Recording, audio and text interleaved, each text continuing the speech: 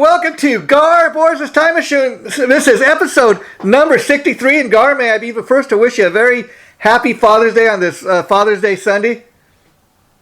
Thank you. Thank you very much. And Gar Borras, my friend, a few weeks ago when I reached out to you about ideas for today's episode, you had a great one.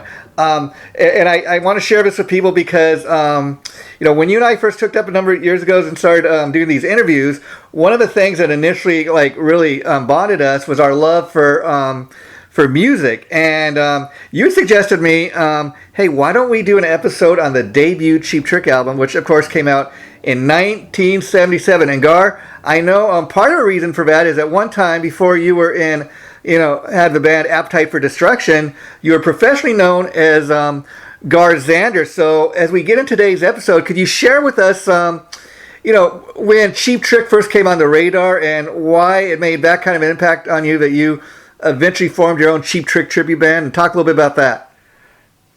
Well, thank you. Oh my gosh. Yeah, what an intro. Yeah.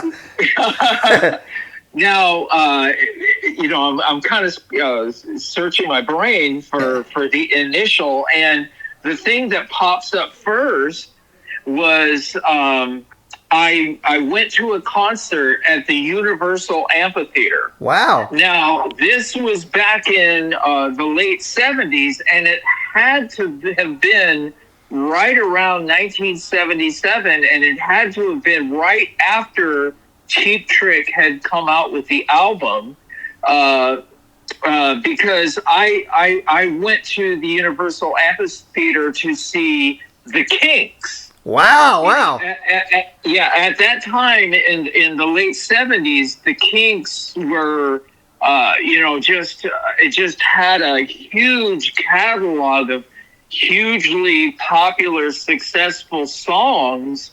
And, they were just, selling out. They were extremely popular at that time, the Kinks. They were really at the apex of their popularity. Oh, sure. And so I went to see the Kinks, and I was not familiar with Cheap Trick. Yeah. And this is also back in the late 70s when the Universal Amphitheater was an open-air concert venue. Wow. And now, by today's standards, people have no idea about that. And I think if I remember correctly, they have changed the name of the venue to the Gibson Amphitheater now. I think you're right. Yeah. It's so, there's very little for people as reminders that this used to be a major venue in Southern California, in Los Angeles, a major venue that not only is it completely different under a completely different name, but it is no longer an open-air concert venue. Wow. So that's a little bit of a history about the venue where I first saw Cheap Trick. Wow. And when they came on, they were opening for the Kinks, and I was not familiar with their material. And like I was saying before, it had to have been right after the album came out. So they're playing in concert to support the album and generate, sales. Wow. Gar. Wow. Now here's the thing: is Tom Peterson as the bass player? Sure. Has always been known for playing 12-string basses, and throughout the majority of Cheap Trick's career, he's always been seen playing 12-string. But when I saw them, this is pre-12-string bass for him. And he was playing that night, and it's crazy how I have this memory. I remember these things. But he was playing a Gibson Thunderbird bass. Wow. For at that time. Yeah, well, I could. And there was only a couple of tracks or sections of songs on the first album where he actually played a 12-string bass, because there are spots where you can hear the 12-string bass in it. And then, of course, I've got this crazy ear where I can pick those things out. Yeah. Now, but this album really has elements of the 12-string bass, which is a big part of Cheap Trick.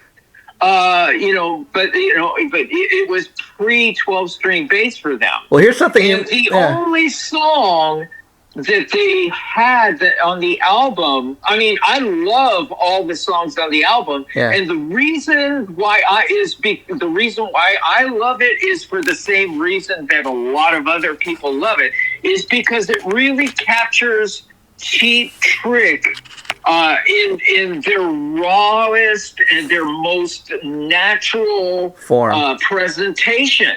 Yeah. You know what I mean? I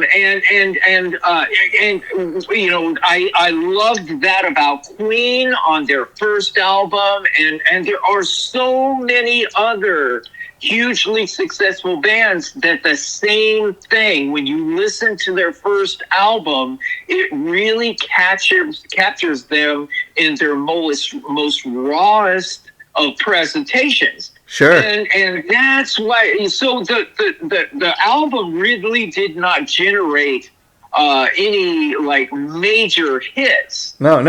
With the exception of "He's a Whore." The first time I heard that song, I was hooked. I bet. You know what I mean?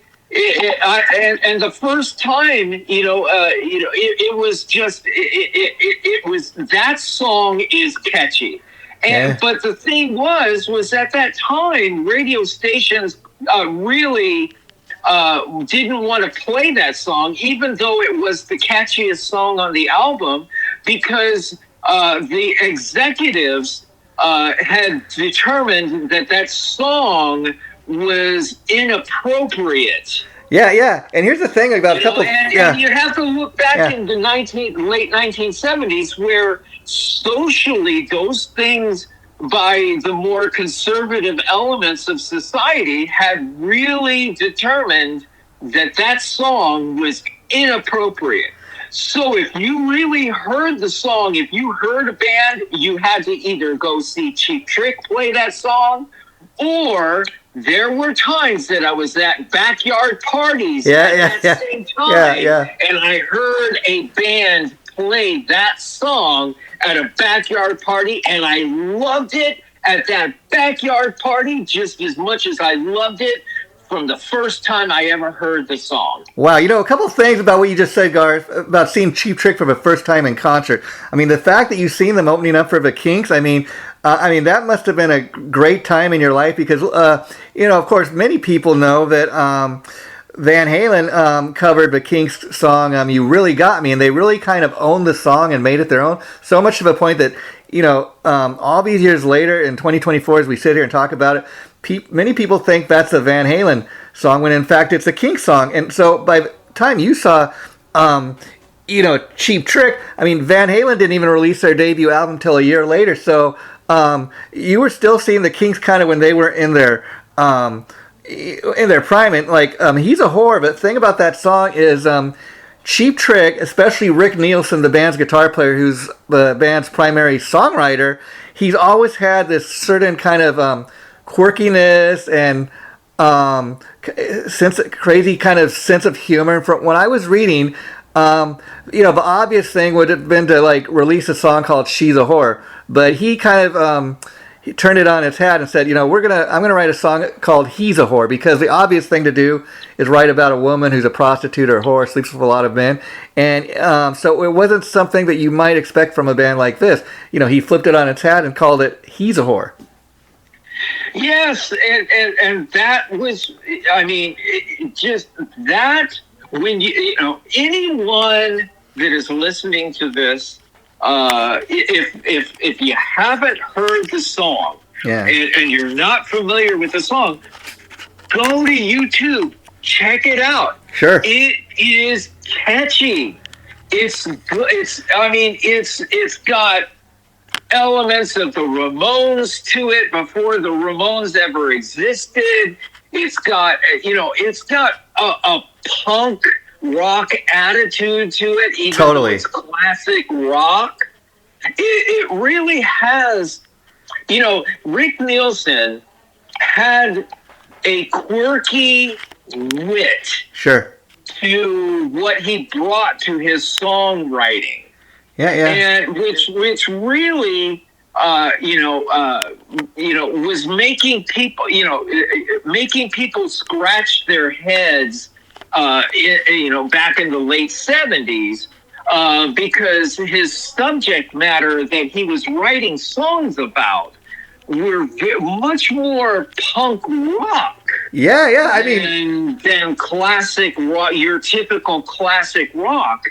And the lyrics and the subject matter that he was talking about in his songs was much more punk rock, and so it was very, very different from what other bands were releasing at that time. Yeah, and of course, just to give people a time frame here, the album was released February 3rd, 1977 by Epic Records. It was produced by Jack Douglas, who, of course, produced many hit records for Aerosmith. So they had a pretty good producer doing this. And that's the thing. And I went online, Gar, and I was reading different reviews on this album. And a lot of people were saying, like, it's a cross between punk and what was called power pop. And some of the tunes got a little of both to them, and that's what makes this kind of one of the raw sounding Cheap Trick albums. I mean, that's why a lot of Cheap Trick fans still to this day love the debut album, because I mean, you look at Cheap Trick as they progressed in their career, and they're one of those bands that you really can't pigeonhole. I mean, most of the stuff is hard rock. It's got elements of punk and pop, a little bit of everything for everybody, and then you get into stuff like. In the 1980s, they had a big hit like all over radio and MTV with the, huge ballad of "A Flame," went to #1, I think, or something like that. And a lot of people are like, oh, Cheap Trick, they got a different sound. What's this? But again, they're a band that you can't really, pigeonhole. They're a little bit of everything for everybody, and I think that's why they've got the kind of fan base they have. Well, when they first came out, it was very, very raw. Yeah. And eventually they, because, especially with the popularity of Budokan, then, of course, now you get the, injection of a lot more money. Yeah. And then, of course, then when they get to go into the studio, and then their music, becomes more polished. Because they have the element of a better budget Sure. to be able to provide a much more polished presentation, when I used to sing for Dream Police, the Cheap Trick tribute band that I was singing for. That was the first tribute band that I had ever put together, and the whole reason why I put together that tribute band was because I was getting back into playing music. I had a job previous to that that I committed to that job. And I put that as my priority, and I put music as a secondary thing. And when I was doing that, it was creating. I had basically gone all in on that. And then I had found out that, this really wasn't my comfort zone. I really wasn't wanting to go up the corporate ladder and everything like that. And I wanted to get back into playing music to supplement my income. And so I got into a cover band. Wow. And I really did not enjoy doing that. I was not trained well as a singer at the time. By singing songs that have the element of rasp and all that stuff. Yeah. By the end of the nights, I would be completely thrashed. I didn't like getting home at like 3, 4 o'clock in the morning. There was a lot of elements that I didn't like about that. And then I started noticing this is the very beginnings of the popularity of tribute bands in Los Angeles. Wow. That Atomic Punks was the #1 tribute band. They were very successful. Oh, sure. Playing in Los Angeles. And so, and so I started looking at this and I go, you know what? This is very similar to what I used to do when I was playing in Los Angeles, when I was doing originals. You basically get up on stage, you play for about an hour, and, you play your hits and you hope that the people like your songs. Yeah. You know what I mean? But that was basically, the same thing that tribute bands were doing. You can get up there, you play for an hour, or if you're a headliner, you get up there and you play for an hour and a half, and then but these guys are making money. And original bands have never been known as bands that make money until you make the jump and into the big leagues where you're selling albums and you're filling venues. But when you're paying your dues in LA and you're trying to get, to this point, you're paying your dues. Sure. You know what I mean? You're not expecting to make money. But, here I am, fast forward to where I'm doing tribute bands. And of course, I'm doing this because I'm looking to supplement my income. Sure. And so I told the guys in the cover band that I was in, hey, why don't we turn this into a Cheap Trick tribute band? Now, here's the reason why I chose Cheap Trick, was because every time we kept playing all of our songs, whenever we played something by Cheap Trick, the place would come alive. Wow. We'd get out of their chairs, they'd dance, they'd be singing along with the songs, and it just, there was an effect that was happening during the cover band shows that I was noticing. And so that's why I picked Cheap Trick. And the other reason why I picked Cheap Trick was because, not long before that, I had an absolutely gorgeous girlfriend that was a huge Cheap Trick fan. Oh, wow. Fan.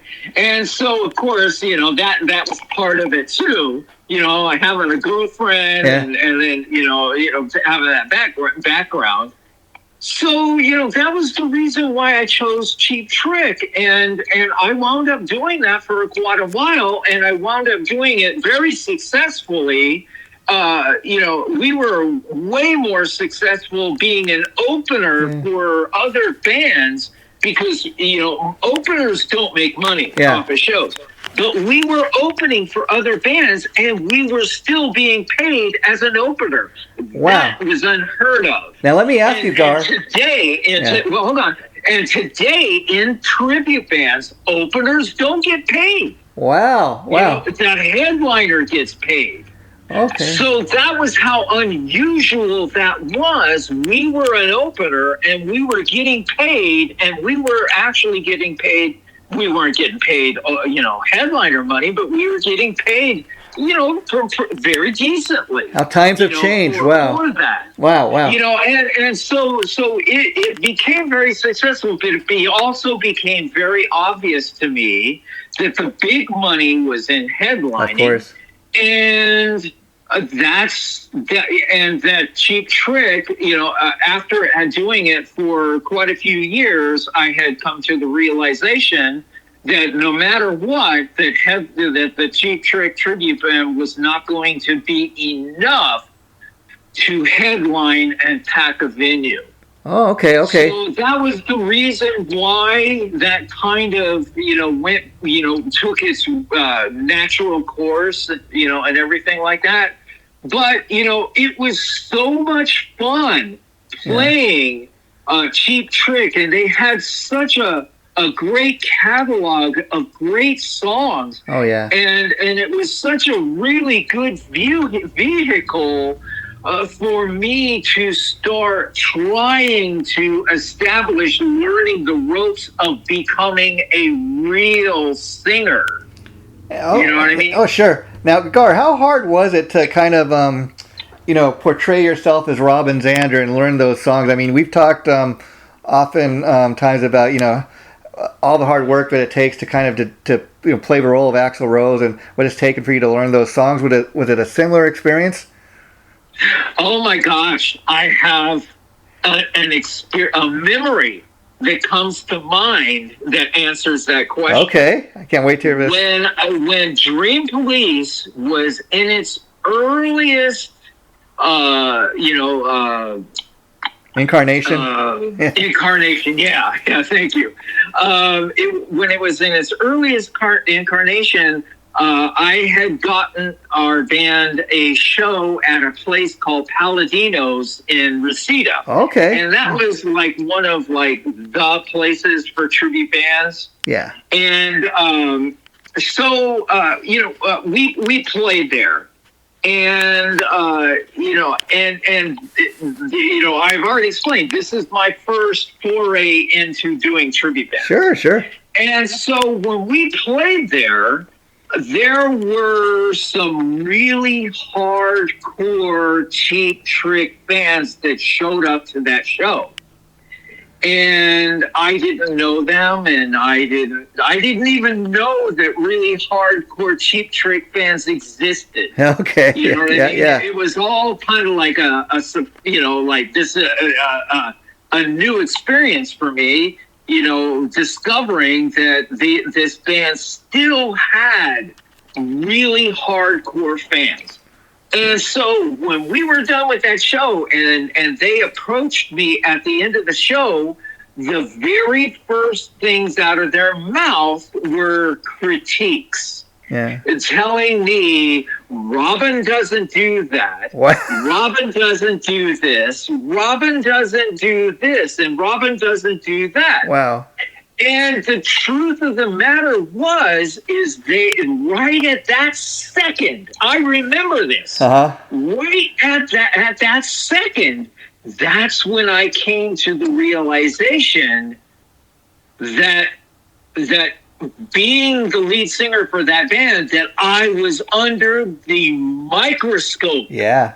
Wow. That was a real epiphany for me at that time. I bet. Yeah. None of that really had crossed any of my mind, that I was under this microscope and that these things were going to have to be taken seriously.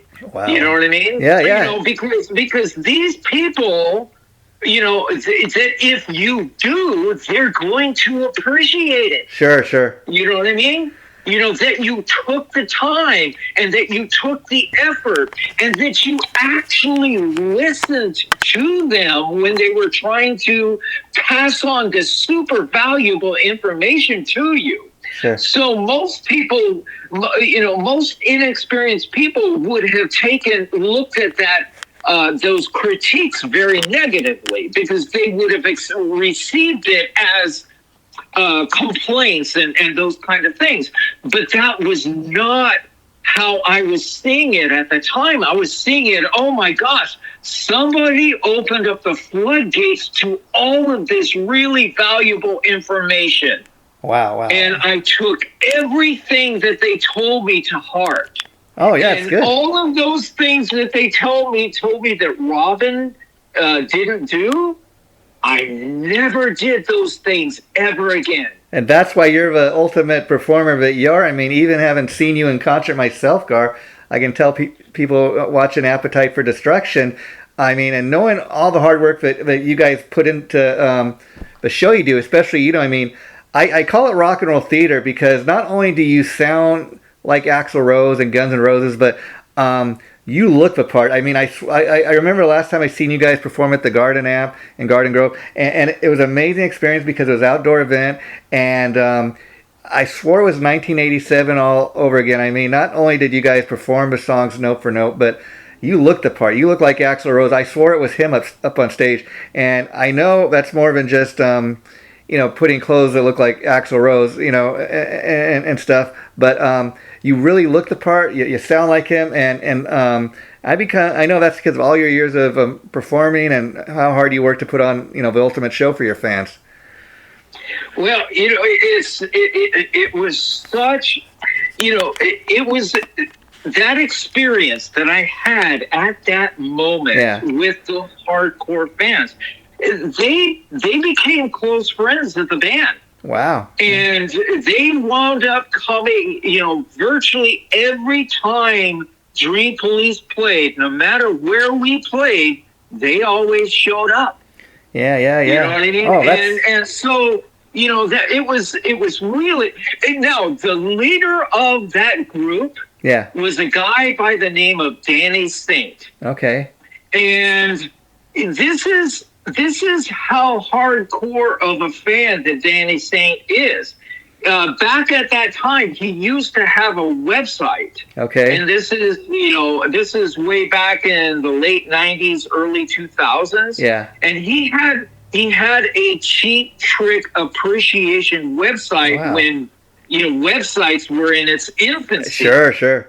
And when of course, at the time, I'm playing in a tribute band to Cheap Trick with him. Yeah. I had a number of chances to go see Cheap Trick in concert, and of course, I have seen Cheap Trick in concert a number of times. Wow. And they've never been bad. They've always been incredible. They're all amazing. And one time, Rick Nielson was talking to the audience, and he actually mentioned Danny Saint's name and was talking to him from the stage. Now, Danny couldn't answer him. Of course, in the audience. Yeah. But Rick Nielson is actually having a conversation from the stage to Danny Saint. Now, that is a major tip of the hat from the original band Cheap Trick to the tribute band, to Danny Saint. Wow, that's amazing. I had to, because this is all about appreciating Cheap Trick. Sure. And of course, the really hardcore Cheap Trick fans, their favorite album is this first album. Yeah, and let's get into that, Gar, because fun fact here is that we sit here today in 2024.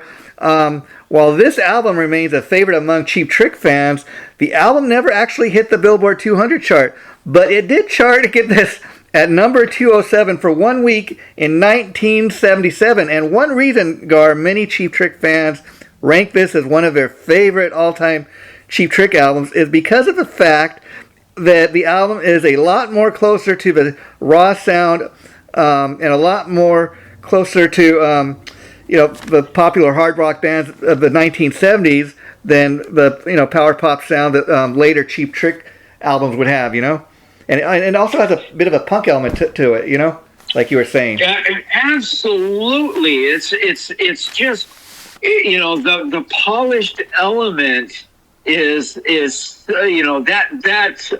bar is much lower, which just allows for people that appreciate hearing extremely good talent in its most rawest state. Yeah. And that is the best way to describe this. Because, I used to love, when I was doing the Cheap Trick, to open with Hello Kitties. Hello Kitties. Gar, but saying hi to the audience. I love that song. From the minute I first heard the album, that was one of my all-time favorite tracks for that very reason, because, like you said, oh, okay, Hello Kitties. I thought, like you, that they're saying hello to the fans, hello to the audience. What a great way to, kick the album off. And then I also thought, what a great way to kind of open the live show with Hello Kitties.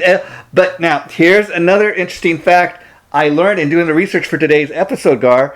There are many people that have noted they think that Hello Kitties is kind of, again, the brilliance of Rick Nielson's songwriting because, while all that may be true, Hello Kitties is a way of saying hello to the fans.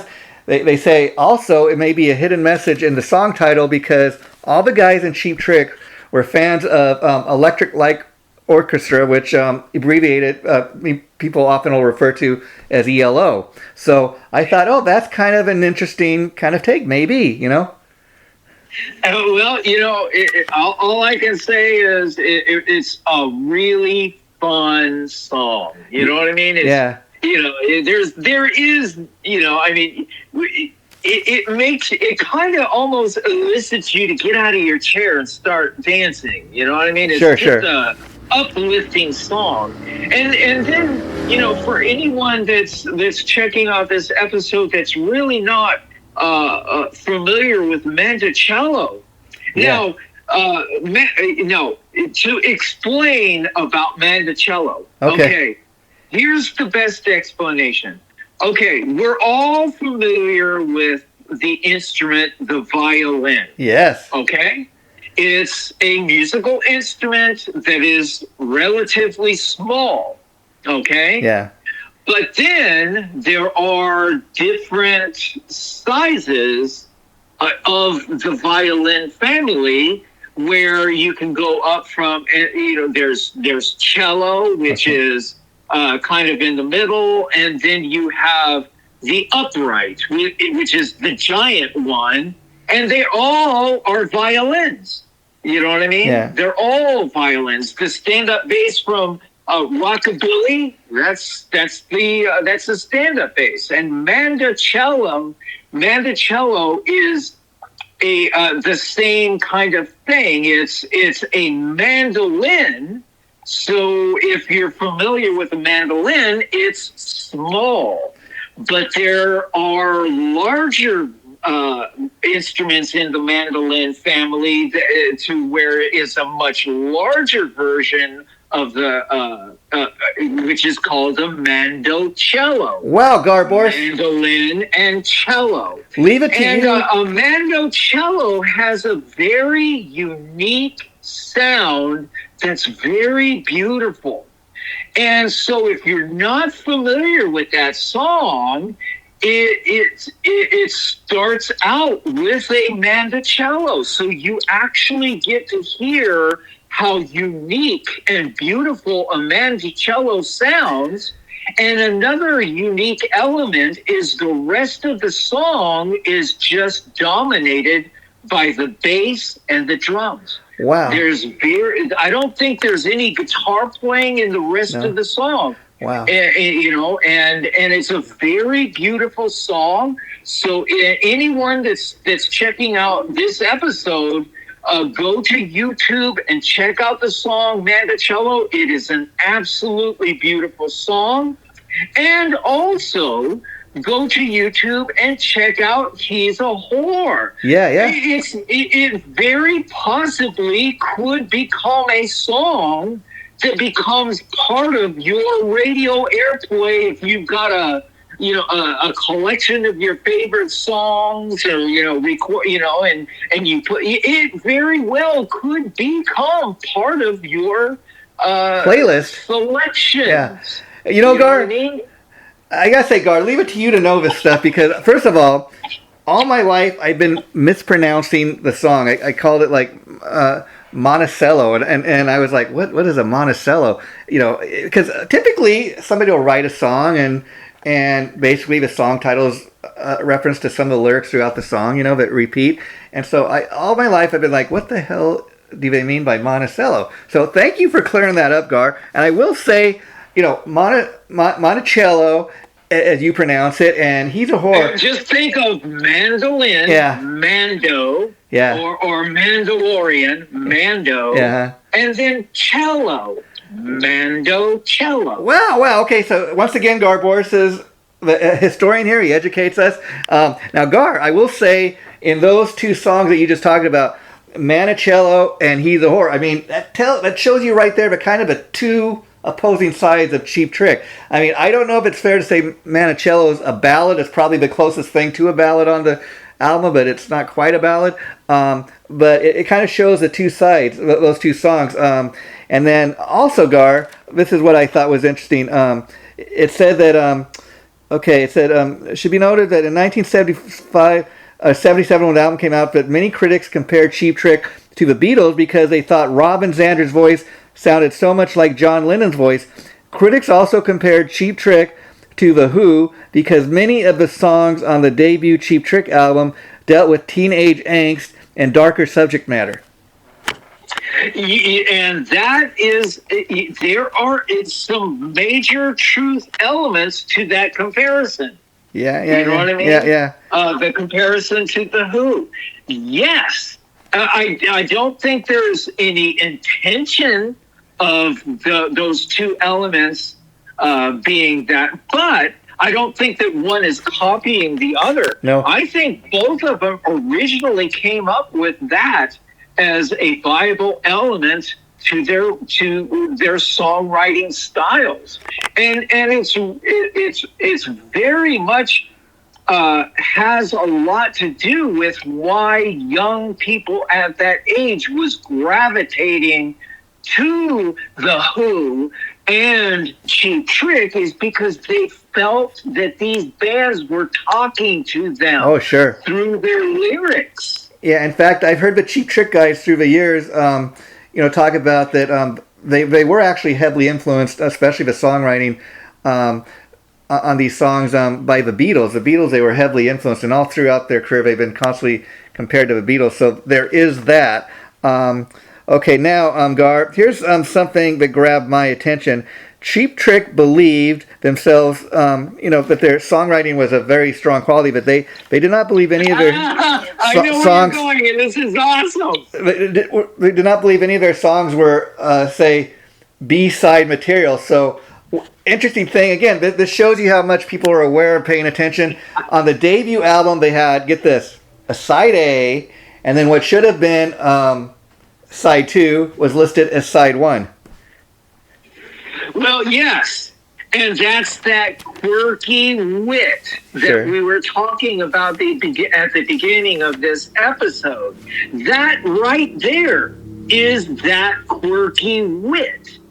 That is Rick Nielsen's element that he brings to the band. Mm-hmm. And it really is funny, because, if you see side A, immediately you're going to, in your mind, you already think that it says side B on the other side. Yeah, it's something that you're not really paying attention, you could easily miss, You could easily miss, because you're just going to assume that the second side says side B. Yeah. But it doesn't. Yeah. And I'm sure for people that, say for example, if you're telling your friend, hey, put on side 1. Yeah. That's going to throw that whole thing off. In fact, I got to be honest, till I was reading that, doing the research for this episode, I had never really noticed it before, and then I'm thinking, wow, that is kind of quirky. But that's kind of funny that they had that kind of belief in their songwriting ability that, hey, we don't have B-side material, and I love that confidence and the cockiness. Now, Gar, I want to get into some of the songs specifically on the album. The album, of course, Gar, kicks off with Hot Love, which featured some serious guitar riffing throughout the song from guitarist Rick Nielsen, who, as we said, for the entire history of Cheap Trick, has been the band's primary songwriter. Hot Love is a high-energy song, has a punk element to it. A great song, I think, to get the crowd up on their feet, especially in a live, audience, live concert experience.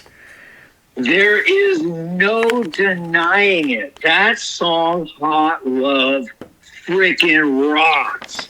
Yeah. And I got to say, Garvit, and we're going to start to get into some of this, but I've always loved this album, but in doing the research for today's episode, I really have a new appreciation for some of the songs, and we're going to get into that now. My probably all-time favorite song off this album is "Speak Now or Forever Hold Your Peace." As it turns out, not a Cheap Trick song. I found out. All these years, all my life, I always thought this was a Cheap Trick song. It was actually a cover song. The song was originally recorded and written by Terry Reid. Terry's original version of the song is just a little more poppier than the Cheap Trick version. Cheap Trick's version got a little more of a kick, more of a rock element to it now, whereas Terry Reid's a little more of a kind of more commercial, radio-friendly kind of sounding tune. Now, I don't know if you had a chance to hear it, but I sent you a copy of that. Did you get a chance to listen to it, Gar? Oh, I apologize. I've been when you get a chance, I sent it to your messenger through Facebook, but you can check it out. But I always love doing these episodes and discovering like this because, again, very much like we talked about Van Halen, and you really got me. I mean, this is one of those songs. It's off the debut album, so you think it's a Cheap Trick song, and I'm guilty, I guess, of not reading the songwriting credits, but it's fun to go back and you're able on YouTube to actually go and check out the original version of this and compare the two. I've never heard the Terry Reid version. I think I'm going to have to go check this out. Yeah. But there's another, just one of those, Rick Nielsen choices in subject matter, and that the Ballad of TV Violence is actually about Richard Speck, a serial killer. Yes. And, by today's standards, nobody knows who Richard Speck, because there's been so many serial killers. But Richard Speck is really actually one of the first serial killers, because previous to that, in police work circles and all that stuff, they had not even determined a name or a department or anything in reference to a serial killer.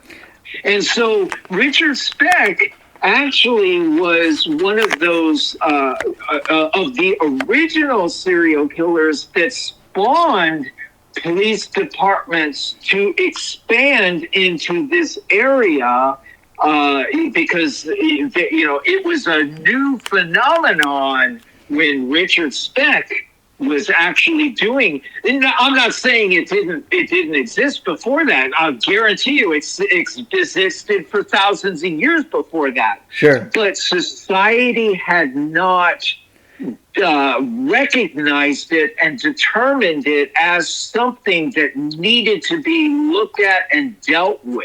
Yeah, and here's what I was getting to, Gar, why I said I have a new appreciation when it comes to Rick Nielsen's songwriting, and especially this debut album, because, again, this is something I learned in doing the research, what you just kind of talked about, the song being about Richard Speck. Now, like you said, I had no idea. I read Richard Speck. Who the hell is Richard Speck? Do a little research. I find out. Now, this is amazing, kind of, when you think about Richard Speck. Like you said, he's a serial killer. Now, serial killer that killed 8 student nurses in Chicago on July, I think it was 13th, 1966. In one night, he killed 8 student nurses. And I guess the reason that Rick Nielsen wrote the song was Chicago, Cheap Trick being from Rockford, Illinois, Chicago's not too far away, and being that that's where the band is from, you read something like that, and you're like, wow, okay, this guy's not too far from where Cheap Trick is from.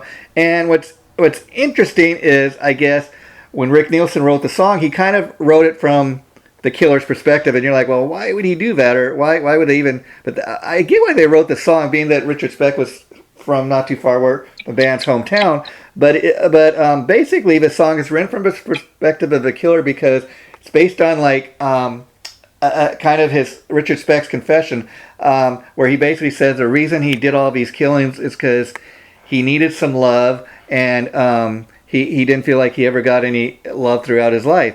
And again, the brilliance of Rick Nielsen's songwriting, because again, you read the Ballad of TV Violence. Even just going by the song title, you think, okay, maybe it's about seeing something violent on TV, or something like that, and it has nothing really to do with that. And then and then again, I never really paid attention to the lyrics, but after learning this, I did, and I'm like, okay, yeah, I kind of get that now. Well, but to also put things in perspective, back in 1976, 77, there was a backlash that was going on at that time, where people were blaming violence that was going on in society on the massive amount of violence that was including in virtually almost all TV shows that were on TV at that time. I'm not saying all TV shows, but there was a huge disproportionate number of TV shows at that time that had, I mean, just tremendous amounts of violence. And so in the late 70s, there was, because it's so forgotten now, it's so many decades later, people don't know about this. But at that time, there was an element in society that was trying to blame that the violence that was going on within society was being blamed on the violence that was being shown to everyone in their homes at that time. Cop shows, people being shot right and left, and it was just all over the place on TV, and it's never really gone away. That has never changed. The element of violence that we watch in our entertainment has a outrageously high amount of violence in it. Yeah. I mean, Gar, and another thing, I'm going back to the song "Hello Kitty." Another thing I kind of picked up on is, it's kind of the band's rallying call, kind of telling kids, schools suck, and kind of to rebel and go against authority. It kind of reminded me, like, again, like Alice Cooper's "School's Out." It's a song along those lines. Of course, Alice Cooper came before, so I wonder, if that was at all an influence in them writing the song as well. Well, we can only speculate. It's always going to be one of those things that we'll wonder about. Yeah, and in fact, again, in finding out what some of these songs are about, a little darker subject, because, again, the songs on this album are a cross between kind of punk rock and pop music. I mean, that's quite a cross, if you know what I mean. But when you find out what some of the, I went back and listened to these songs in prepping for today's episode. Another interesting one that tells a tale is "Daddy Should Have Stayed in High School." Now, Gar, again, never really paying attention to lyrics, but here's some of the lyrics. "I'm 30, but I feel like I'm 16. I might even know your daddy."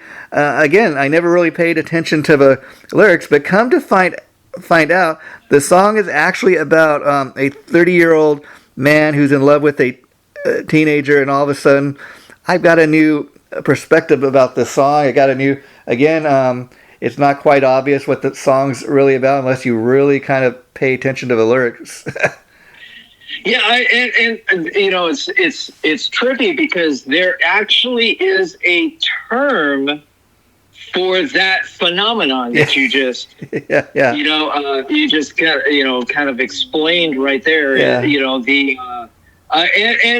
And now, as time has gone on since 1977, we find that, of course, the first ones that were being exposed by the by the media were male perpetrators, male school teachers falling in, for a female teenage. But there was also now there are the same phenomena that exists for females, because now there you see it's happening right and left. Yeah. Female teachers falling in love with their teenage students. That Laterno lady is the first one that comes to my mind. I think she's the first one that started this. And she even got impregnated by the kid. Yeah. Well, they wound up getting married, and of course, it took its natural course.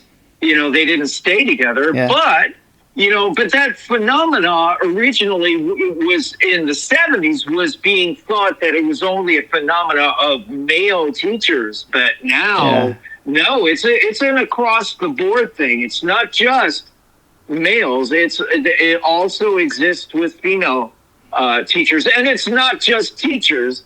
You know what I mean? All kinds of professional people, yeah. I mean? Counselors. You can put it in the same category, the father that winds up hooking up with the babysitter. Yeah.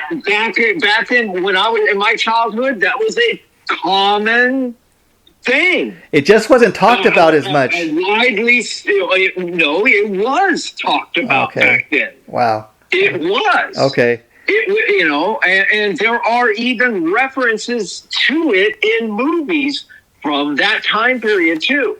Wow. The babysitter references in movies. Yeah. So, but at that time, it was only recognized as a male phenomenon.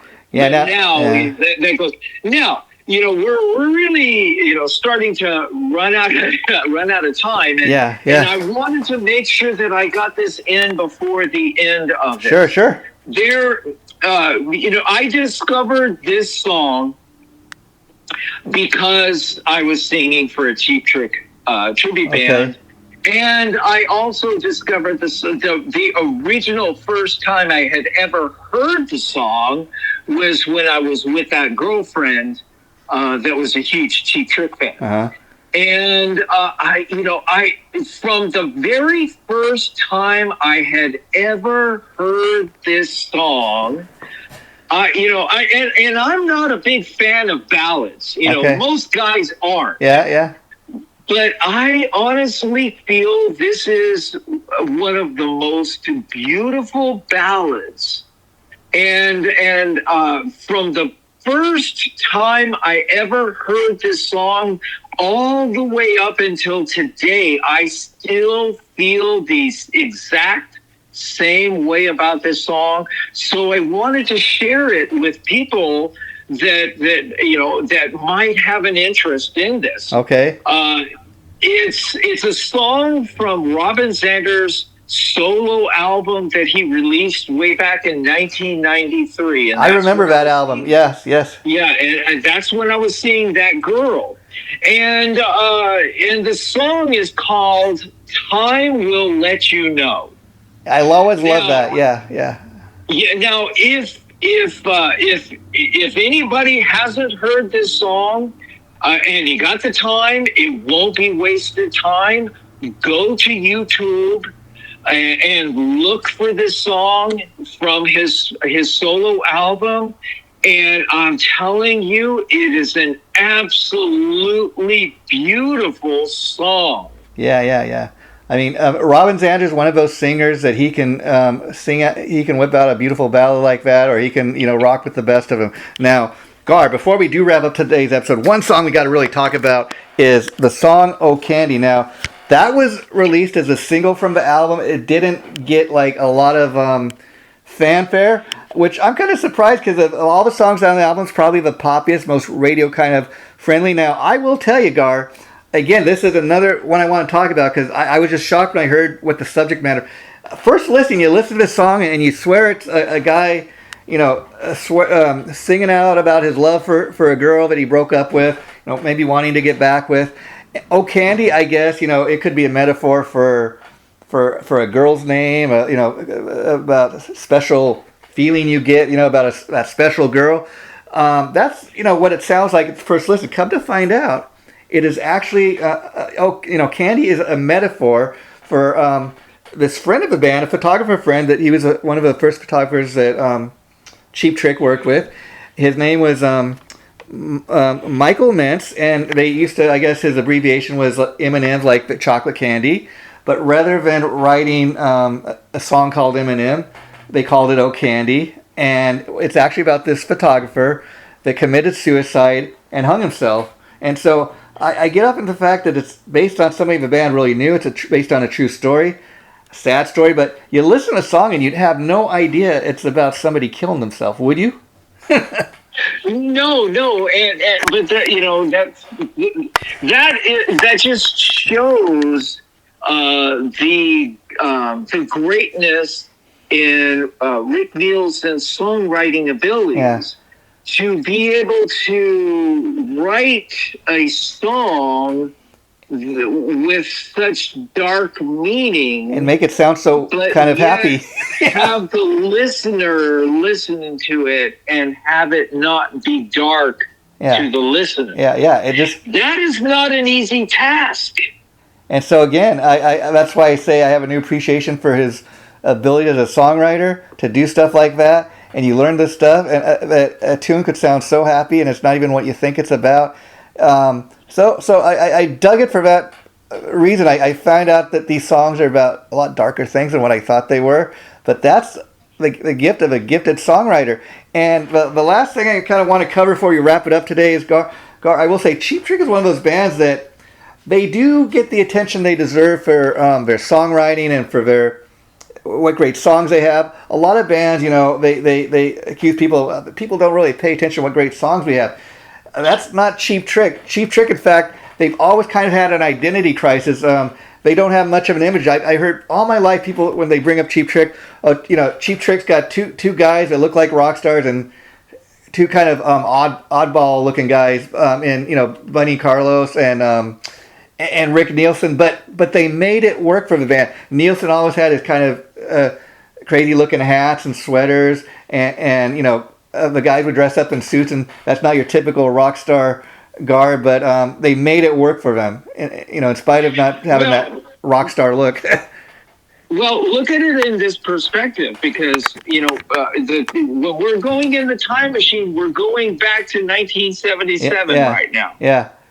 And, so going back to 1977, things were a lot different, back in those days. And for Cheap Trick, most bands weren't being known as caricatures. Yeah. As a prime example, when you see tribute bands, what their presentation on stage are caricatures of the original. Sure. Right? You have one that's dressing up just like Slash. Yeah. With the top hat. You got the other one that's dressed up just like Axl with the bandana. And then you got, you see, everybody in Guns N' Roses, were caricatures that became marketable. Sure. But back in 1977, remember, we're in the time machine. Sure. Bands weren't doing that. Yeah. Bands were not known as caricatures and this marketing. Yeah. And so the truth of the matter is Cheap Trick had to be a trailblazer. And they were. That marketing right there. Yeah. The marketing of caricatures of bands, because that is exactly what all tribute bands are doing, is doing, caricatures of the originals. Sure. And the originals were actually marketed, the marketing departments were marketing those caricatures of the originals at the time. That's why, Gar, just to put a final bow on this, on what you're saying, that's why if you notice, like on the first kind of 3 or 4 Cheap Trick albums, they always would put Robin and Tom, they had the rock star look, so they would always go on the front of the album cover, and they would always put Bunny Carlos and Rick Nielsen on the back cover. It was perfect. But it was perfect marketing. They made it work. It was perfect. And then they even played around with it. When they came out with the album In Color, they had In Color with the 2 rock stars on the front, In Color. And then they had the 2 geeks on the backside in black and white, which is the name of the album, in color and black and white. So they were toying with that whole marketing thing too at that time. They made it work for themselves. To be honest, I just can't mention a single band from 1977 or the late 70s that was being marketed by their caricatures.